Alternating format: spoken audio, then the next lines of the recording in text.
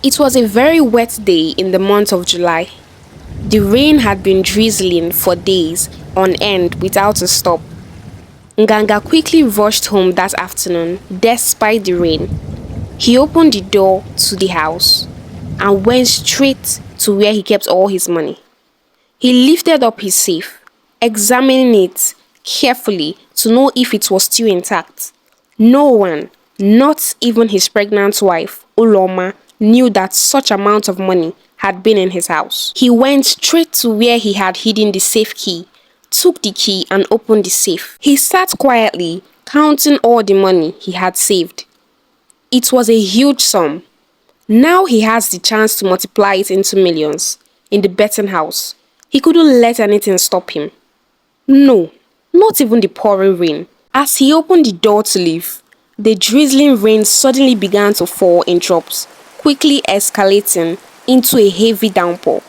He closed his door behind him and entered the street. But as he stepped into the streets of Port Harcourt had transformed into rivers with water rushing through the gutters and pulling at intersections. Nganga stood there for a moment, wondering what to do. No, not even this rain could stop his chance at luck, he thought. He spread out his umbrella and entered into the street. But again, the umbrella proved futile against the relentless rain. Nganga quickly folded up his umbrella, placed it by his side, and he folded his trouser to his knee length. He marched with determination under the pouring rain. Nganga swam with his folded trouser through the pools on the street. The farther he went, the more deeper the pools on the street became. But Nganga was undeterred. He once struck his leg on an unexpected stone inside the pool of flood and fell inside the pool. But still, he got up and continued to move until he reached the betting house. He approached the door in a hurry, asking the attendant if the game was still on. "Is the game still on?" Nganga shouted at the top of his voice. He let out a sign of relief when the attendant answered in affirmation. With a mixture of excitement and nervousness, Nganga placed the bet with all the money he had painstakingly saved since the beginning of the year. The game was intense and Nganga's heart raced with every move. For a moment, as the wheel of the game came to a final spin, it seemed luck was on his side. The men in the gaming center were ecstatic. "Congratulations, Nganga! Congratulations, my man! Yes, yes!" Nganga screamed. One bottle for everybody, and then boom! The spindle moved slightly again. Nganga looked at the time. It was remaining half a minute. It moved yet again before finally landing on the next number. Just one wrong move of the spindle. Nganga screamed aloud. He had lost everything. His savings, his dreams, all gone in an instant. Devastated, Nganga left the bet house, the weight of his loss pressuring down on him. He wandered back home to his wife, through the streets of Port Harcourt, replaying the evening's events in his mind. The flood had subsided, and a lot of people had just emerged from their homes. That flood was a sign, but how could he have run out of luck? He wondered. As he opened the door of his house, he was greeted by his older son, Chukwudi. "Mommy has gone to the maternity. She will soon buy for me another baby." Mr. Nganga gave a deep sigh. "That your baby is a bad luck baby," Nganga fired back at Chukwudi as he rolled back his frustration on the poor boy. Chukwudi quickly ran to his room to go and hide. Few minutes later, his phone rang. It was his wife's number. He angrily picked it up. "Hello?" Mr. Nganga yelled. "Hello, sir. It's the midwife at the maternity. Come right away. Your wife had just put to bed a bouncing baby girl." Nganga was even more frustrated. No wonder I had such a bad luck at the betting house today. She's such a bad luck child. Reluctantly, Nganga got up and began to move to the maternity. He stood in front of the maternity, staring at his wife and the new baby. Finally, after much ado, Nganga was able to borrow money from his friend, Mr. Michael, to bring out his wife and baby from the maternity. Amara grew up as the third child and last daughter of Mr. Nganga and his wife, Uloma. She has an older brother, named Chukwudi, and an older sister named Chioma. The events surrounding her birth had made her father, Mr. Nganga, regard her as a bad luck child. Uloma was engrossed with her new bundle of joy, which sparkled with the promise of a bright future. Amara's skin was soft and smooth, with a delicate rosy glow. She had a head full of dark coily hair that framed her tiny face perfectly. Her eyes, wide and curious, Amara was a sight to behold, but her birth was followed by unprecedented hardship as Mr. Nganga had finished his 6-month savings. In the betting home, thinking he did win the game, as Uloma came out from the postnatal care, she threw herself back to her business. Her business is the only hope for her children's survival. Gradually, Mr. Nganga continued his business and things returned to normal. Uloma too continued to do her best to see that her children are well taken care of. But the incidents preceding the birth of Amara had already made Nganga, her father, have a negative opinion about her. For every single mistake Amara made, Mr. Nganga would shout at her, "You bad luck child, you are stupid," Mr. Nganga would say. On some of the occasions, Mr. Nganga would avoid face-to-face contact with his daughter Amara. He wouldn't even bid her farewell, lest, in his own words, she brings him bad luck. Her mother, on the other hand, hardly had time to look into such matters. Amara grew up thinking of herself as a bad luck child. Despite her mesmerizing beauty, Amara had no confidence in herself. Days turned into weeks and weeks turned into months, and Amara had grown up into a very beautiful 16-year-old girl. She currently completed her high school education. After that, Amara went to visit her sister, Chioma, who is now married and lives with her family in Benin City. There at Benin City, Amara began to meet with new friends. They seemed to have a more exciting life than hers. Amara, who was always shy, was thrilled at how popular the girls were. All the men at Aliko Street liked them and they seemed to be friends with all of them. Efwa, Shalewa, and Tope were the new friends she met at Benin City. One day as they talked, Amara summoned courage to ask her friends, saying, "How come you girls are so popular, while I seem so invisible?" They laughed at Amara and said, "You really want attention from men, and you dress like this, like you are going to the farm. You are such a joke. But how on earth do you girls manage to walk freely and comfortably on all these clothes, where half of your butt and half of your breast are seen?" The three girls laughed at Amara. "Don't worry," Efwa said. "I will gift you some clothes. Just try them on and see for yourself what happens on the first day." The 16-year-old Amara had been clamoring for attention since she was a little girl, but she got none. Her father's insistence that she was a bad luck child and her mother's no-time attitude made things even worse. Thankfully, she now has friends who are willing to help her discover herself. She can now get all the attention she needs. The first day Amara wore the clothes Efwa gifted her was a revelation. It was a cup-shaped crop top that reveals her cleavages, worn together with a bum short. It was so tight that half of her buttocks was showing. She shook her buttocks as she walked exactly the same way Efwa shook hers. As soon as Amara walked down the road, heads began to spin. "Fine girl," many of the men greeted her. By the time she was at the shop she was going to, 3 men had already stopped her. "Hey, baby girl," one of the men greeted her. "May I know your name?" Amara threw her long twisted hair sideways, and with a smile, she said, "I am Amara." She freely gave out her contact to all the 3 men. That was how the game of visibility began for Amara.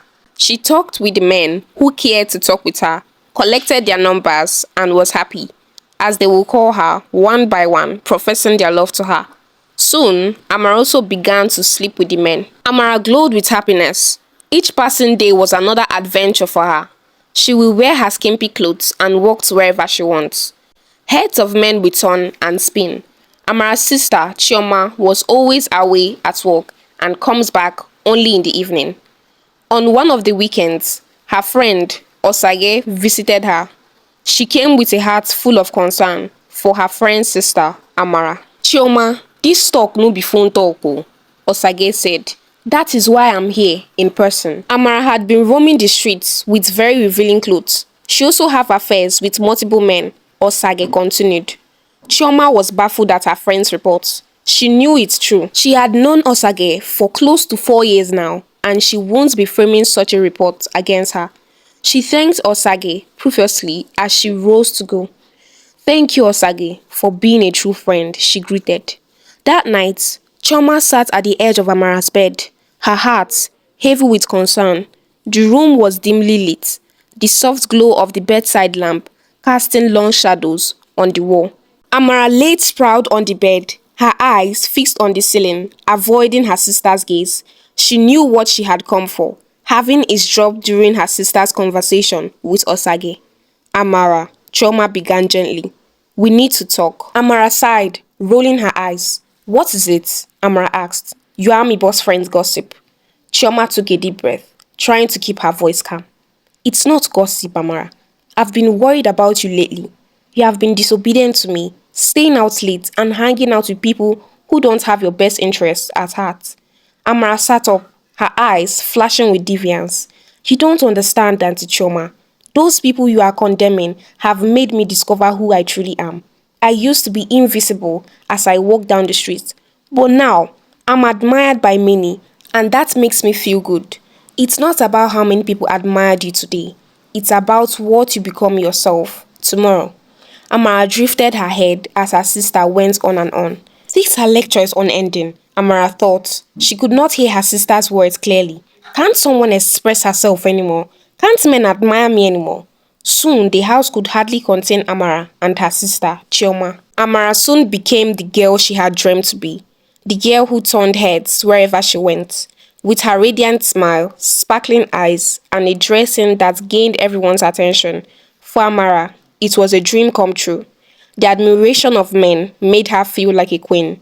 The more days drew near, the more it became clear that Amara could not stay with her sister. Her fleet of male friends made her phone buzz as though it was a business line. Have you met this girl called Amara? Uzo asked his friend, Akpan. She's the sweetest girl you can ever get, and she's easy to get to.